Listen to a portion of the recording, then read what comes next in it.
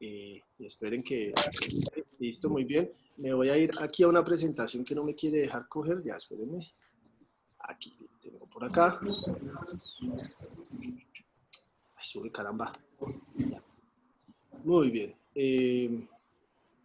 Del Renacimiento al Barroco, entonces vamos a ver primero, nuevamente, muy rápidamente, qué es el Renacimiento y qué fue el Renacimiento. Del Renacimiento no vamos a tomar apuntes porque eso ya lo hicimos en segundo periodo. Entonces, bueno, Profe, Renacimiento. una pregunta. Pregúntame, ¿Tú vas Gonzalo. a grabar la clase? Ah, sí, sí Estoy estoy grabando. grabando. Sí, sí, sí. Espero salto estos objetivos, que esto es como una presentación, una introducción a esta presentación, ¿sí? Lo que se pretende dar con cada uno de estos y ahora sí nos vamos. Entonces, el Renacimiento, para volver a recordar rápidamente, se dio entre el siglo XV y el siglo XVI, es decir, entre 1400 y 1599. Bueno, 1600, ya entre 1600 empieza a acabarse el Renacimiento, ¿listo? Nace en Europa Occidental, este Renacimiento, esta forma, esta época, nace en Italia, ¿cierto? Por sus grandes avances que tenía como frente a lo que es literatura y arte, Francia, Italia en ese momento, ¿cierto? Italia. Entonces, bueno, rápidamente, marco histórico de este renacimiento. Bueno, primero que todo, el clero pierde poder político, ¿cierto? Porque nace el humanismo. ¿Qué es el clero? La iglesia, la religión, ¿cierto? Ellos empiezan a perder poder porque empieza a cambiarse el chip de la gente. La gente empieza a decir, hombre, no, o sea, ¿cómo así que yo tengo que vivir toda la vida apestando y siendo lo peor? Pero si cuido mi espíritu y mi alma, me voy a ir al cielo y entonces eso es un incierto, nadie sabe qué hay allá. Entonces la gente empieza a cambiar ese pensamiento. Y además llega la reforma protestante de Martín Lutero, que bueno, Lutero fue un filósofo, un escritor, precursor de lo que se llamaría el protestantismo, ¿cierto? O el cristianismo hoy en día, como nosotros le llamamos, el catolicismo pues, es diferente, la religión que todos practican. Llega Lutero, monta esta reforma protestante, bueno, la contrarreforma la hablamos más adelante, bueno, inicia como el tema del capitalismo, los reyes católicos empiezan como a consolidar su poder, ¿cierto? Se da esta época ¿de qué? De la conquista, del descubrimiento de América, entonces, bueno, hay un aumento en los impuestos, el rey, dentro de Carlos I a Carlos V, conceden como una especie de libertad religiosa, ¿cierto? En el territorio puede vivir todo tipo de personas que practiquen religiones, pero la religión que predomina y manda siempre es el catolicismo, ¿listo? Bueno, características rápidas de este renacimiento, es que esto ya lo vimos, bueno. En arquitectura, entonces nace como el plateresco, la arquitectura purista, herreriano, bueno, estas son como influencias, ¿cierto?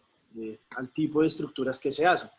En la escultura, bueno, aquí más de cerquita ven cómo es la arquitectura del Renacimiento.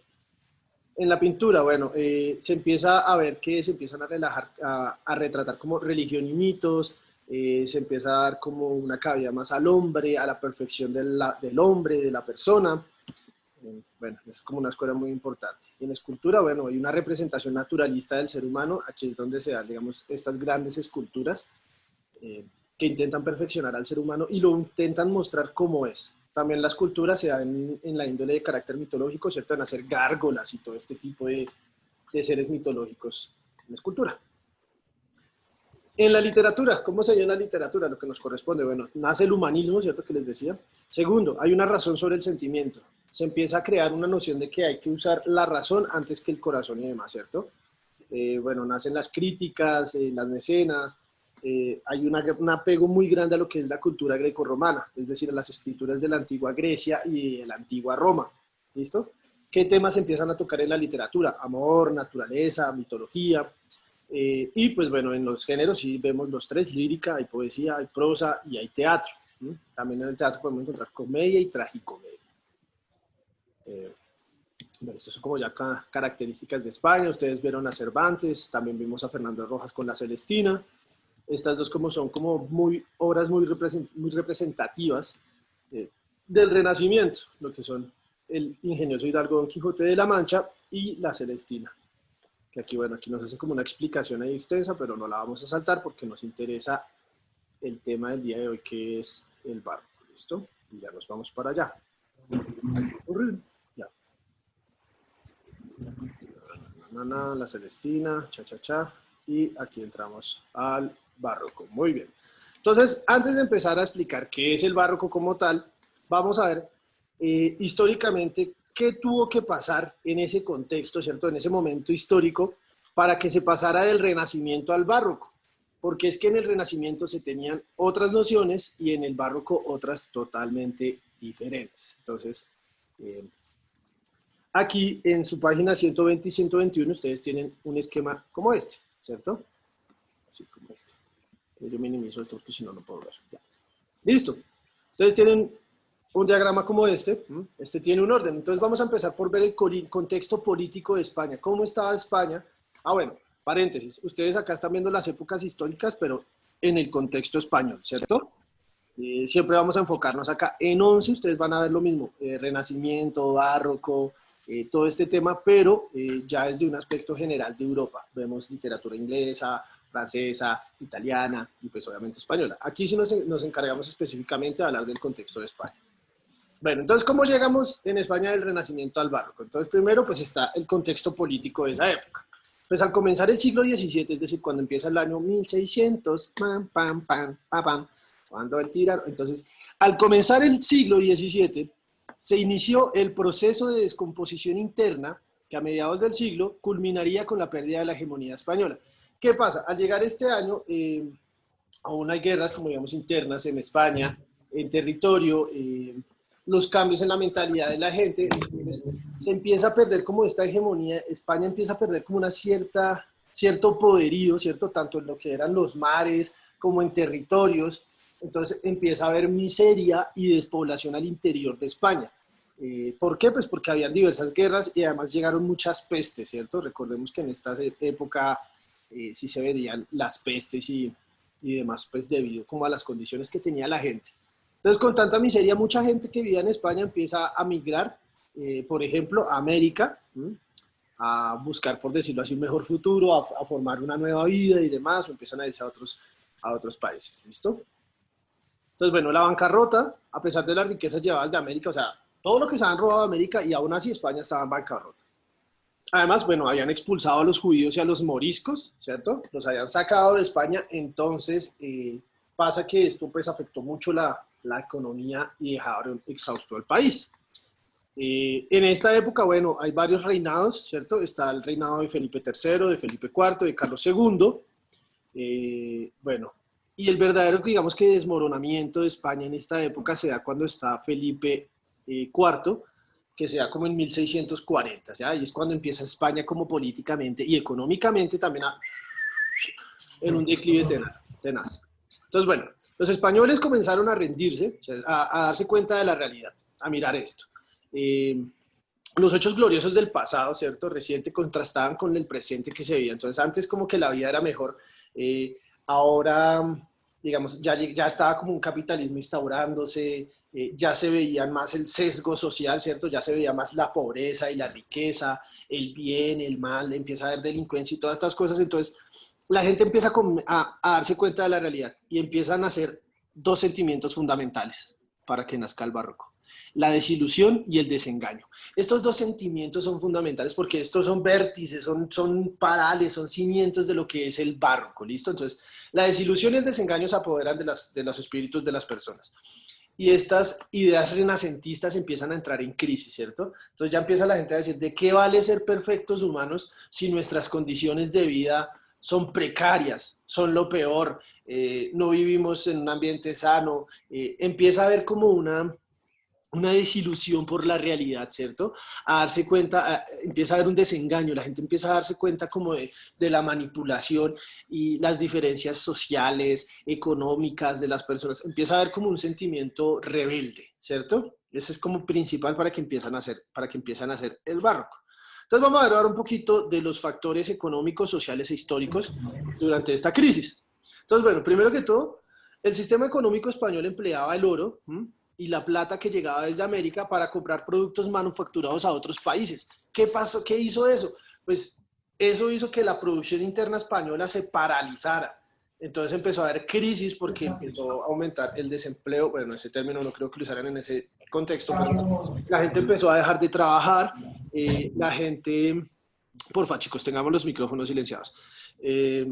¿Cierto? Empezó a migrar del mismo territorio debido a que España empezó a comprar productos manufacturados de otros países, entonces pues la producción interna española empezó a caer. Además, bueno, las dificultades para hacer rentable cualquier tipo de trabajo desviaron a los españoles hacia la guerra, la admiración, el clero o la emigración, administración, perdón, o la emigración a América, ¿cierto?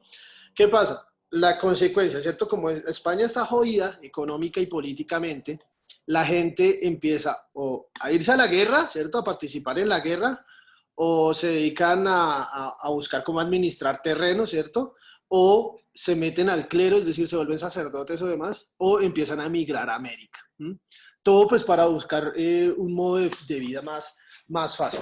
Esperen un segundo, chicas, que es que no me está cargando la máquina y se puede apagar en cualquier momento. Y eso sí sería un problema. Listo, ya la tengo cargando. Muy bien. Estas cosas pues generaron obviamente pobreza, miseria, hambre en estos territorios. Entonces, pues se crearon, nacieron epidemias, nacieron muchas muertes, hubo muchas muertes pues. Y otros que también entraron como en esta crisis fue la religión, específicamente la religión católica. Porque bueno, los conflictos entre católicos, judíos y protestantes impulsaron una nueva espiritualidad pesimista, ¿cierto? Y temerosa de Dios. Así que la iglesia creó una vaina que se llamó la Contrarreforma. La Contrarreforma, vámonos por aquí y les muestro, fue como una estrategia que hizo la iglesia católica, ¿cierto? En respuesta a la reforma protestante que había hecho Lutero, ¿cierto? Como Lutero había dejado debilitada a la iglesia, los había demostrado que ellos eran como, por decirlo así, unas personas que se aprovechaban de la gente y demás, pues para sus fines personales, la iglesia creó esta contrarreforma, que buscaba cinco cosas importantes. Una, crear la doctrina, reforzar su doctrina católica del amor, del respeto, de ta. Segundo, una reestructuración eclesiástica, es decir, que se reestructuraban como internamente lo que habían en ese tiempo, había mucha corrupción en los papados, entre los sacerdotes, bueno, había muchísimas cosas. Tercera, hubo una reforma en las órdenes religiosas, haciendo que, bueno, es que aquí hay algo que hay que tener muy claro. Lo que pasa es que durante estas épocas se reformó muchas reglas de la religión, inclusive, digamos, los papas tenían hijos y esposas y cosas así, que digamos que no son propias del origen tradicional de lo que es la religión católica. Entonces, se hace una reforma para volver como a esos orígenes tradicionales de la religión. Todo esto lo hacían ¿para qué? Pues para buscar que otra vez la gente se volviera adepta, ¿cierto? Bueno, también había como vigilancia de los movimientos espirituales, buscando como, o sea, dándole a creer a la gente que hay que tener un estilo de vida piadosa, bueno, en fin, vivir en paz con Cristo, amar al prójimo y demás. Y se crea la Inquisición romana. Bueno, eso es lo que se llamaría la Contrarreforma. Que bueno, ellos lo crearon este tema, dice, pues para mermar, para volver a recuperar como tanta gente que se había ido del catolicismo. Y ahora, bueno, factores estéticos que aportaron. Cuando hablamos de factores estéticos, hablamos del arte, de la literatura, ¿cierto? De todos estos factores que influenciaron para cambiar los estilos y pasar del Renacimiento al Barroco. Entonces, lo primero que sucede es que frente a la lírica, frente a la poesía, como que los recursos, el estilo que había aportado Francesco Petrarca, ¿cierto? Que era el movimiento del petrarquismo, ¿cierto? Empieza a perderse. La gente empieza a crear un nuevo tipo de poesías con recursos literarios diferentes, con una forma diferente de crearse. Entonces, esto pierde valor. Y pues Francesco Petrarca fue uno de los primeros que creó pues, el Renacimiento, ¿cierto? Entonces, con esta ruptura de estos estilos literarios, se empieza a desligarse del Renacimiento y empieza a sepultarse. Y entonces nacen estos grandes escritores del barroco, ¿cierto? Que empiezan a ampliar sus textos, bueno, ya los vamos a ver más adelante, Calderón de la Barca, Lope de Vega, Góngora, bueno, hay diferentes escritores, ¿cierto? De hecho, aquí lo vemos. Entonces, por ejemplo, empieza un dominio creciente por los sentidos, ¿cierto? En la escritura, cuando vemos los poemas de Góngora, se empieza a mostrar el desengaño, la angustia, lo que les decía antes, ¿cierto? En los textos de Quevedo, de Calderón de la Barca, y se empieza a ver un tipo de escritura que se llama el vitalismo amable, que se ven las obras de Lope de Vega. Estos escritores que les mencioné son escritores españoles, ¿listo? Entonces, vamos ahora sí a ver directamente qué es el barroco. Este barroco ustedes lo pueden ver en la página. Bueno, pero hacemos una pausa acá. ¿Hasta aquí estamos bien, chicas? ¿Entendimos el contexto de cómo se llegó del Renacimiento al barroco? Con un sí, con un dedito arriba me contestan. Sí, señor. Muy bien, bueno. Sí, Perfecto. señor. Entonces ahora sí vamos a entrar a ver como tal qué es el barroco. ¿Listo? El tema del barroco lo tienen en la página 122 de su libro. ¿Listo? Ahí tienen unas infografías, perdón, sobre el barroco. ¿Listo? Aquí yo ya también dejo el temita puesto aquí para verlo acá ahorita. El barroco. 122. Espere que me deje pasar aquí a la presentación. Cosito arriba. Ya. Listo. Entonces ahora nos vamos con el barroco. ¿Qué fue el barroco como tal? Entonces, habíamos dicho dos conceptos claros que tocaba tener en cuenta para llegar al barroco. ¿Cuáles eran? Chicas. ¿Me toca preguntar?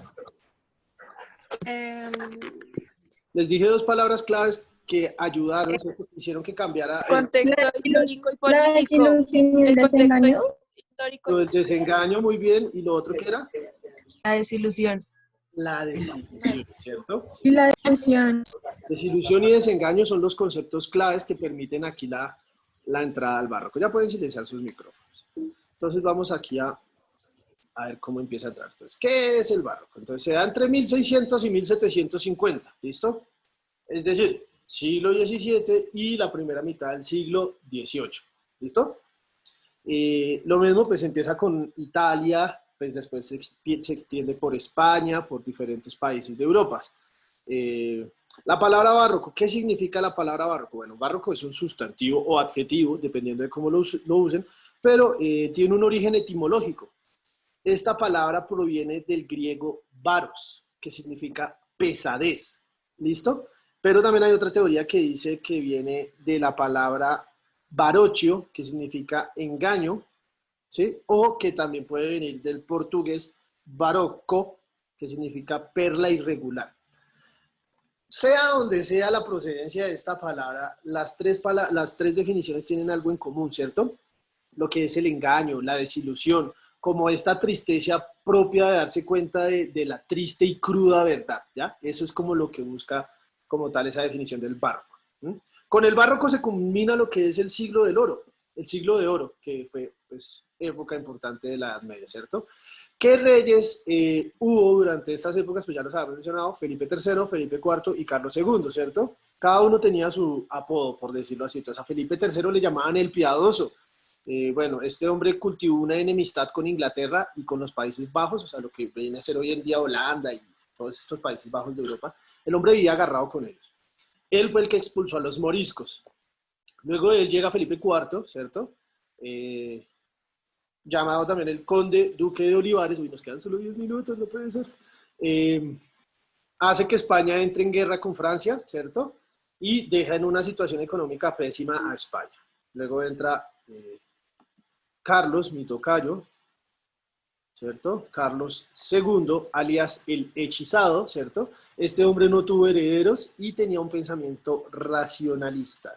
Vamos que el barroco como tal se viene a desarrollar durante el reinado de este señor. Vamos a ver entonces características del barroco. Vamos a ver hasta dónde llegamos con esta y ya entramos ahorita a otra sesión, ¿listo? Entonces, bueno, frente a lo que fue la escultura, entonces se empieza a dar una escultura diferente, ¿cierto? Ya no es solo el hombre posando, ¿cierto? Sino que la escultura empieza a tener una sensación de movimiento y dinamismo, ¿cierto? Entonces, como lo pueden ver en esta imagen, ya las esculturas no son estáticas, ¿cierto? Dan una impresión de movimiento, de que la escultura ya no retrata solo a un ser, sino retrata una escena, ¿cierto? Se retrata lo que es la vida cotidiana, se da también obviamente la escultura religiosa, un escultor muy famoso de esta época, Gian Lorenzo Bernini, aquí podemos ver más cerquita, que bueno, no se ve en HD, pero bueno, pueden buscar en Google diferente. Frente a la música, ¿cómo se da la música en el barroco? Bueno, empieza a haber una música como más dramática, eh, la tonalidad y el ritmo empieza a cambiar, empieza a haber una independencia de lo que es la música vocal e instrumental. ¿Mm? Se dan grandes compositores de la música clásica como Vivaldi o Bach, que son de los más grandes que hay en la historia en la música clásica. Pues no son los únicos, hay muchísimos, pero estos hombres son muy bárbaros. Bueno, yo creo que esto era un video que mostraba la canción de Four Seasons de Vivaldi. Después les pongo un poquito para que la escuchen. Frente a la arquitectura, bueno, este es el tipo de arquitectura barroca. De hecho, es una arquitectura curvilínea, ¿cierto? Utiliza mucho el tema de la luz para dar ópticos, para dar entradas de luz. Las columnas son en espiral, ¿cierto? Utilizan también elementos cúbicos y el concepto de pirámide invertida. Bueno, esto es como más tirando a la arquitectura.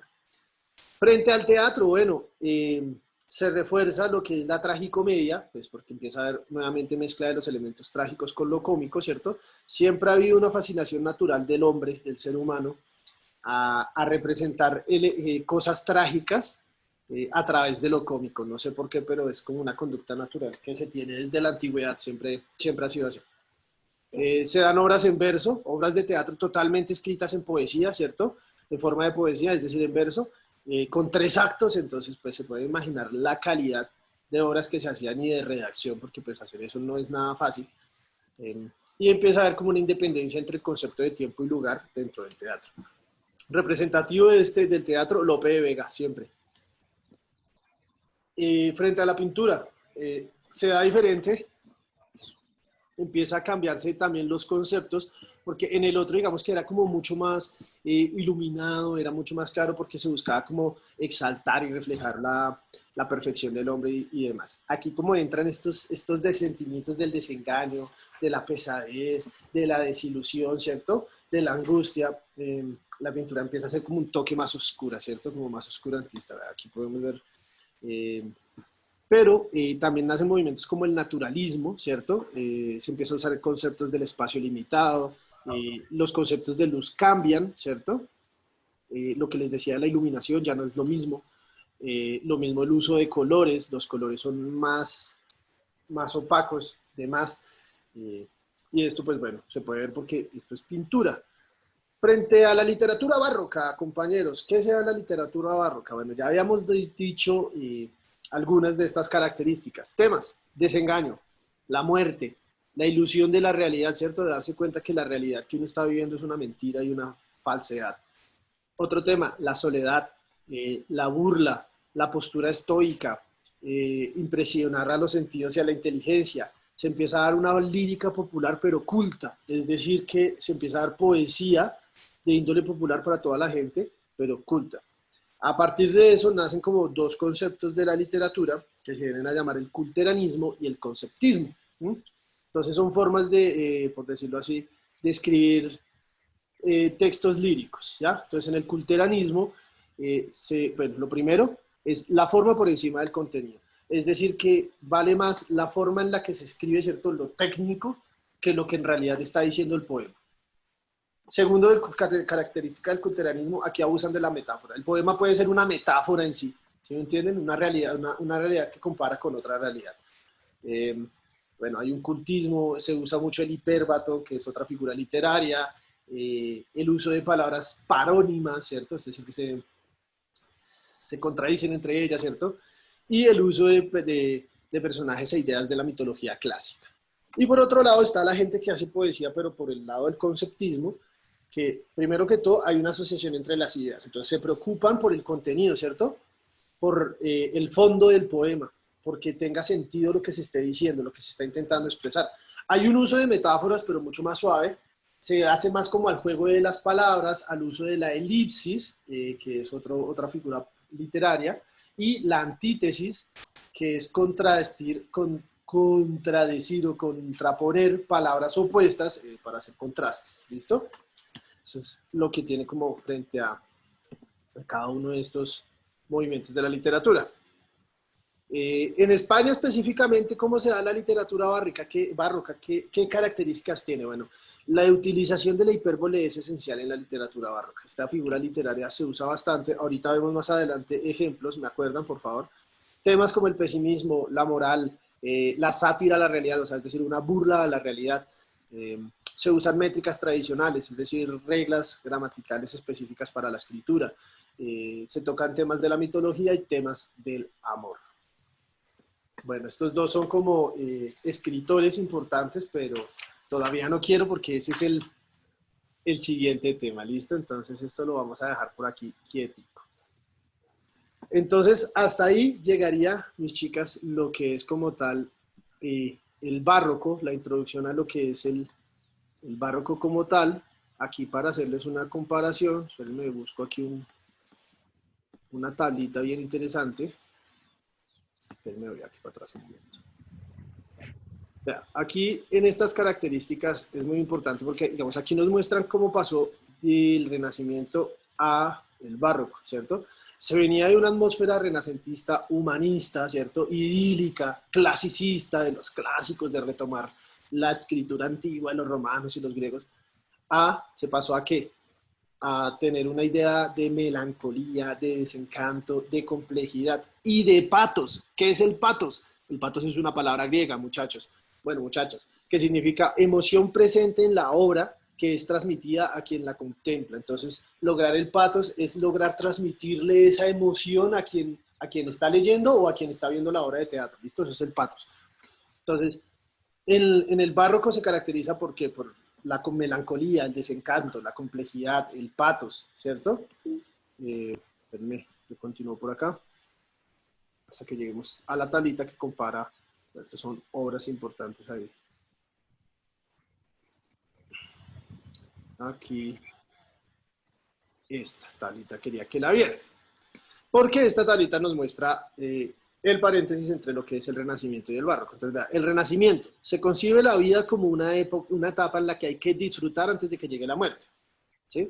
Se fortalece el poder real. El dueño absoluto es el monarca, o sea, el rey es el dueño de todo. Y los nobles se convierten en cortesanos, o sea, los súbditos del rey. Bueno, los que están en la corte. Cuando llega el párroco, ¿qué pasa? La vida deja de decir, ay, disfrutemos antes, solo se vive una vez. No, aquí empiezan a decir, no, baila, pesimismo y desengaño todo el tiempo. Entonces, la realidad en la que vivo es una mentira, esto no está bien, ¿cierto? Entonces, el hombre empieza a ver el mundo como un conjunto de falsas ilusiones que acaba con la muerte. ¿Sí? Entonces, esa es la gran diferencia entre el Renacimiento y el Barroco. Y bueno, en el Barroco, pues, aparte de que llega este sentimiento, pues España se empieza a hundir en un total fracaso, ¿cierto? Y el imperio, bueno, termina con los últimos reyes de la Casa de Austria y hasta ahí llega el imperio español como tal. ¿Listo? Entonces, compañeritas, ya les envío otro enlace para que nos volvamos a conectar y terminemos nuestra clase, ¿vale? Que ya está por morir.